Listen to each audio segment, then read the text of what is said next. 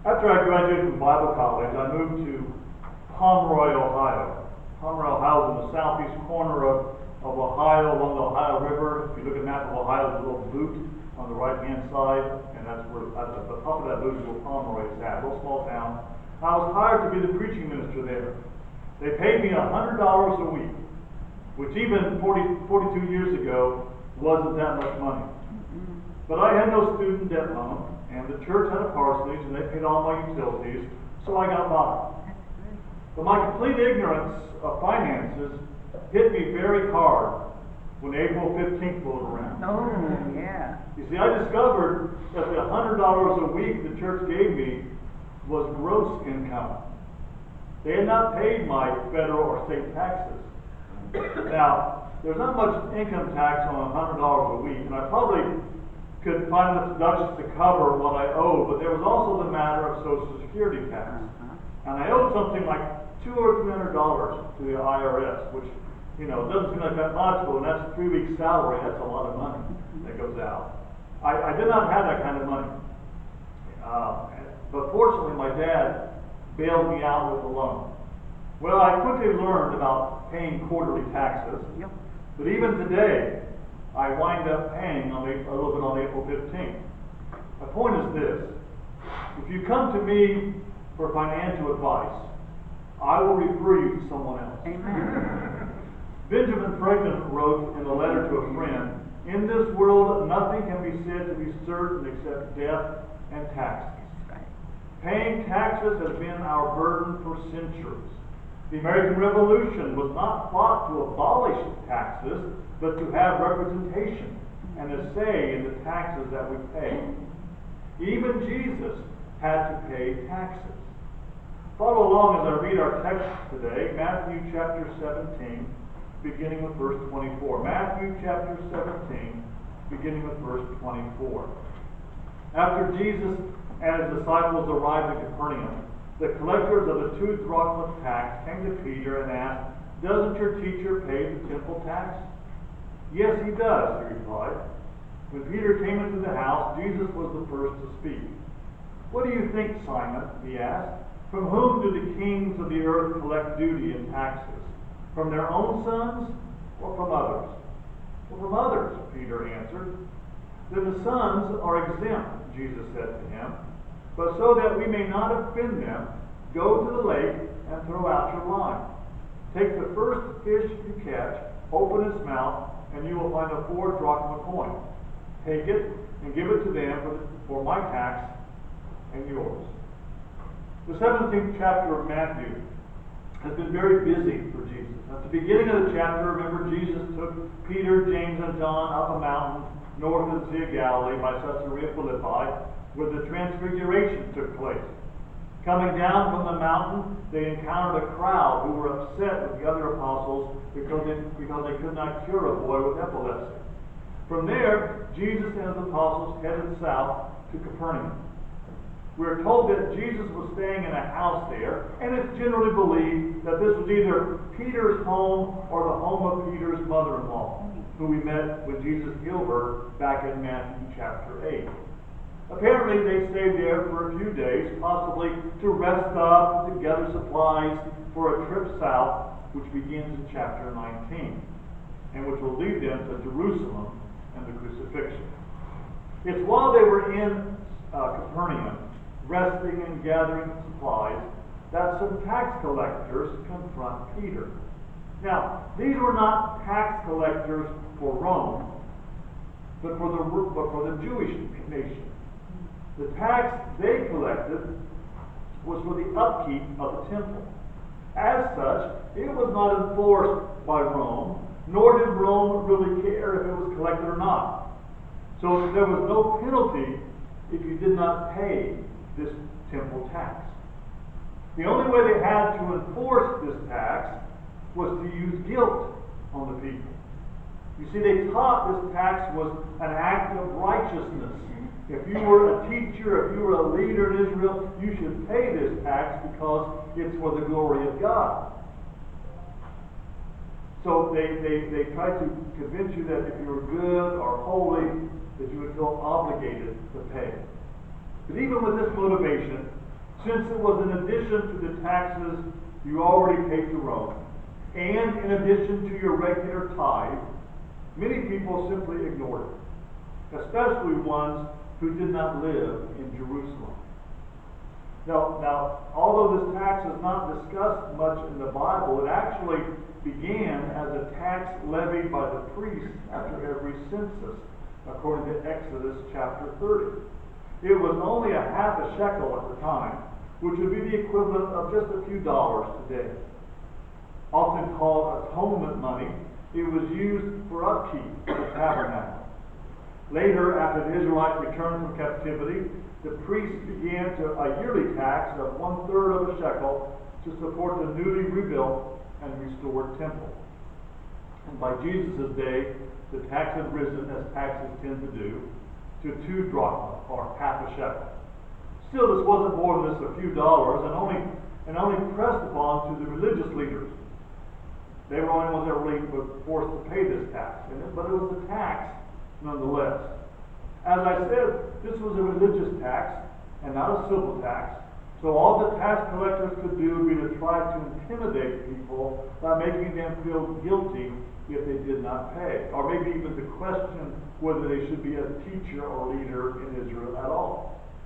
Usually those who considered themselves to be religious leaders were the ones hit up to pay the tax. After all, being holy men, they would want to see the temple kept up, wouldn't they? And that's why the tax collectors confronted Peter. If Jesus was a religious teacher, they asked, did he pay this tax? Without thinking or even knowing the facts, Peter jumped to Jesus' defense. Of course he pays that tax, Peter answered, probably very indignantly. Jesus used the opportunity of this question about the temple tax to teach Peter a little lesson. You see, it'd be silly for God to pay himself a tax. It would kind of like me paying myself to clean my home. That's kind of silly. I don't do that, and God doesn't have to pay himself. Having made the point, however, Jesus decides the lesson would be too controversial at this point to make to the tax collectors. All they would see would be a so-called teacher in Israel who refused to pay the tax all teachers in Israel were to pay. They would use his refusal as ammunition against him, even though many other religious leaders, did not pay the tax either. This was a battle not worth fighting. So he sent Peter out fishing. What's interesting here about this fishing expedition is this is the only time fishing with a hook is mentioned in the New Testament. Usually, you went fishing with a net. However, Jesus only needed one fish for this miracle, not a full net. So Peter baits his hook and casts his line into the Sea of Galilee, where he catches a fish with a 4 drachma coin in his mouth. At the time, you see, a 2 drachma coin was not minted, even though it's what the cost of the tax was. So usually, 2 people would go together to pay the tax with the 4 drachma coin. This is interesting because the tax collectors had not asked Peter if he had paid the tax. And think about that. They didn't think Peter was anything. He was just a poor fisherman. He was not that educated. He was not a righteous religious leader. They didn't ask him about the tax money. They were concerned about him. They wanted his teacher to pay the tax. They only asked about Jesus. They probably, as I said, saw Peter as a poor fisherman with no money anyway, so there was no reason to bother him. And so it's kind of cool here when you look at that, how Jesus elevates Peter to the status of religious leader, although he hadn't done anything yet to indicate he was a leader. The Lord saw the potential in Peter and encourages him by words and action. You know, he does the same thing for us today. Can we look beyond the surface of people around us, see their potential, and treat them as the sons and daughters of the King they really are? Well, there are these 3 things I see in this passage, which, thankfully, considering my ignorance on the subject, are not about finances. I have called this sermon a tax break, but it really isn't about taxes. It's about some breaks Jesus gives us. First, we see in our text, Jesus knows our needs. Jesus knows our needs. Peter had quickly jumped to Jesus' defense when he was questioned about paying taxes, but I imagine as he walked back to the house, his stomach began to churn just a little. After all, he hadn't really ever seen Jesus pay any taxes. So how could he now approach Jesus with the subject? He doesn't want to accuse Jesus of tax evasion, but if he hadn't paid the tax, it would be a black mark against everything Jesus had been doing. Matthew intentionally tells us in verse 25 that Jesus spoke first. Doesn't matter really if Jesus knew what had happened to Peter because someone had already told him, or if he had some kind of miraculous insight. The point is, Jesus knew what was bothering Peter and met his need before Peter said anything. In the same way, Jesus knows our needs as well. In Zaire, Africa, at a mission station, a mother died while giving birth to a premature baby. The workers tried to improvise an incubator to keep the baby alive, but the hot water bottles they had were broken beyond repair. The missionaries asked the children at the mission to pray for the newborn baby and her older sister. One little girl prayed, "Dear God, please send a hot water bottle today.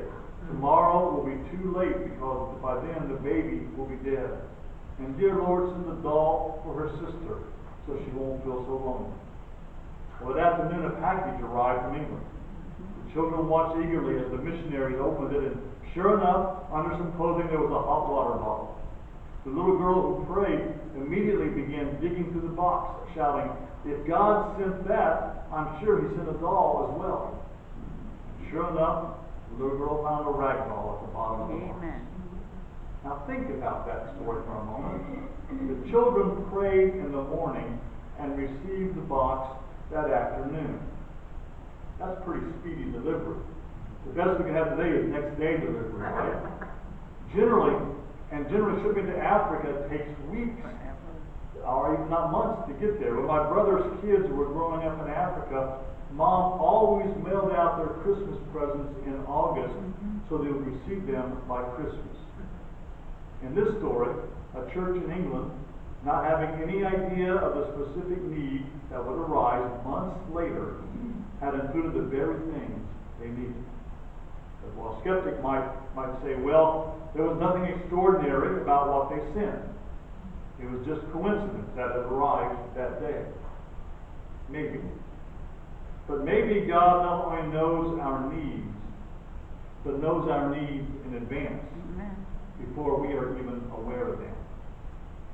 In our Bible story, not only did Jesus anticipate Peter's questions, but earlier God had seen to it that someone had dropped a 4-drachma coin in the sea, and that a fish swallowed it, and that Peter was able to hook that particular fish.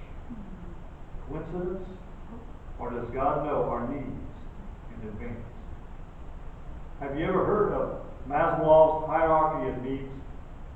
Basically, it's an ordering of the needs in our life that make us happy. Beginning with physical needs, the list proceeds to emotional needs and then to spiritual needs. Jesus knows all of our needs, even before we know we really need them. However, there is an age-old problem. If he knows our needs, why is it that sometimes he doesn't quickly fulfill them for us? Why is it that we often have to suffer and beg God to help us if we already knows what will happen tomorrow? That leads us to the second break Jesus gives us. Jesus uses our needs to teach us. Now, this may sound trite, but it's true. How can we appreciate the sunshine without seeing the rain? How can we know happiness if we have never experienced sadness? And how can we know God is taking care of us if we never know what it's like to be left alone? People my age and older are amazed at modern technology. I am still entranced by PowerPoint. I think it's the greatest thing since sliced bread. But young people don't even give technology a second thought. They have always had computers and internet. Technology in church is not cool to them, but expected, and nothing more than background noise. In the same way, if God constantly granted us our every desire and need immediately, and before we ask, we would not appreciate or even recognize that God was involved. One lesson we should learn when we have a need, and maybe the only lesson we need to learn when we have a need, is submission to God. It is when we can pray, not my will but yours be done, that God is ready to meet our needs. It's like the story of the man who had a heart attack. A friend asked him how he liked the experience. Well, not at all, came the immediate response. It was scary, it was hard, and I would not wish the experience on anyone. The man's friend then asked, well, how are things with your family? Oh, the man gushed, it couldn't be better. I appreciate so much more my wife and kids and realize how blessed I am. And how about this weather we're having? Oh, the warmth of the sun seems to be even better, and the cool breeze is more refreshing than ever. So how did you like your heart attack? The friend asked again. What lesson is God trying to teach you today with the rough things you are struggling with? Do you need to slow down? Do you need to reset your priorities? Do you need to work a little harder? Do you need to trust Him more? Do you need to change the direction you're going in? Or do you need to stay the course? Maybe the old cliche is true. Whatever doesn't kill us will make us stronger.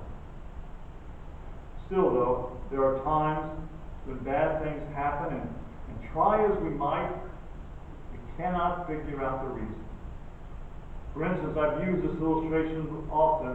Why did the 4 girls we adopted end up like they did? Why did they struggle so much? Why have they gone through such things? Why are they still going through such terrible things? It was right for us to go through all the struggle and pain we went through to keep them, but why then, after everything was settled, did Candy have such serious psychological problems? Problems that cost us thousands of dollars, and that she still wrestles with today. And the other girls have struggled with their own problems because of the broken system they were in. Sometimes we wonder why. Why did we go through all that? What was the purpose? What was the reason?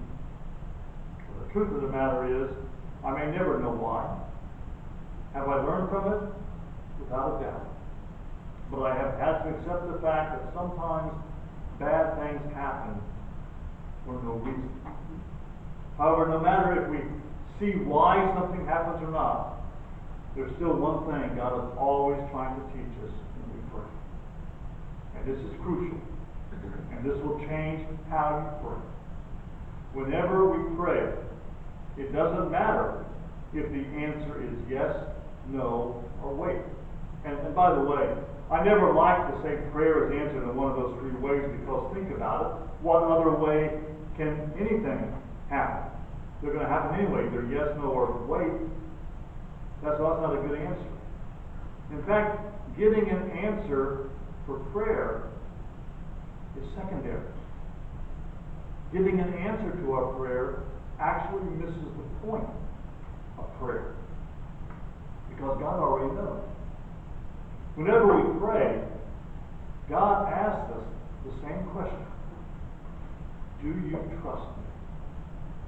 No matter what storms may enter your life, do you trust me? No matter if you get an answer today, tomorrow, or never, do you trust me? And no matter if you get what you want or not, do you trust me? You see, our hope is based on the belief that Jesus will take care of our needs. That's the third great forgiveness. Jesus will take care of our needs. I like to reflect back. My son JD gets tired sometimes of hearing the same old stories of when he was a baby or when I was young. And I realize there's a danger of living in the past. You miss what's happening in the present. But sometimes we need to reflect back to fully understand how God is taking care of our needs. Sevilla Martin wrote the old hymn, "Be not dismayed, whate'er betide, God will take care of you. Beneath his wings of love abide, God will take care of you." God will take care of you through every day or all the way. He will take care of you. God will take care of you. The Good News translation of Isaiah chapter 46 verse 4 says, "I am your God and will take care of you until you are old and your hair is gray. I made you and will care for you. I will give you health and rescue you." So when we think about a tax break, we all look for tax breaks every year. We try to find the best deductions and the most deductions we can possibly find to pay the least amount we have to pay and to get the biggest refund we can possibly get. And that's a good thing to do. That's something we're allowed to do. We can do it, and we should always do it. But you know, God has given us even better breaks that go beyond taxes and go to our eternal souls. He is there for us. He hears our prayers. He's just waiting for us to trust Him. He's waiting for us, and He's always going to be there. That's the promise we have. Even though sometimes it seems He's not, even though sometimes it seems we go through the night and we're all alone, God is still there, and He loves us.